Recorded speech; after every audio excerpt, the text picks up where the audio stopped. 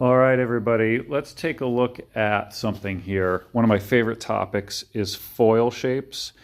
Just finished this set of Morbic 12 centerboard and rudder foils. And so terminology, I want to go through a few things because I've been thinking about this. This is the last set of foils I'll be doing in this shop, the last before the big move.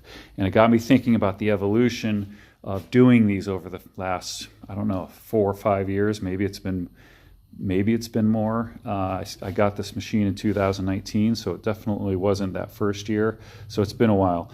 And there's an evolution of my methods here. And the way I do it now is represented here nicely. One method is to laminate the marine plywood. It can be timber laminated too, but I use marine plywood usually. So we have multiple layers of plywood glued together in a vacuum bag. That's why you see this epoxy the way it is, squeezed out. That's from the vacuum bag. So you get a super tight glue line.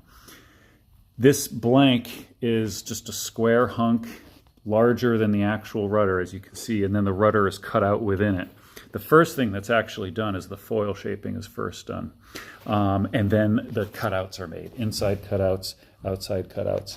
You can see here the pins that are precisely locating this piece of wood, engaging in matching holes in the CNC table. That's key because this is a two-sided operation. So this thing has to get flipped over and be in the same exact place except mirrored onto the other side to get both sides. And that has to be right. It has to be very, very, very correct.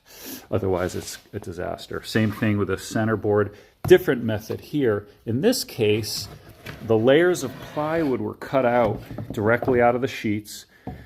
So that's the actual centerboard shape cut out. On this case, 3 layers. 2 9s on each side and a middle layer of 3 or 4. That was glued together in the vacuum bag as well. And in this case, we have an MDF jig that has the outline, and that captures this shape.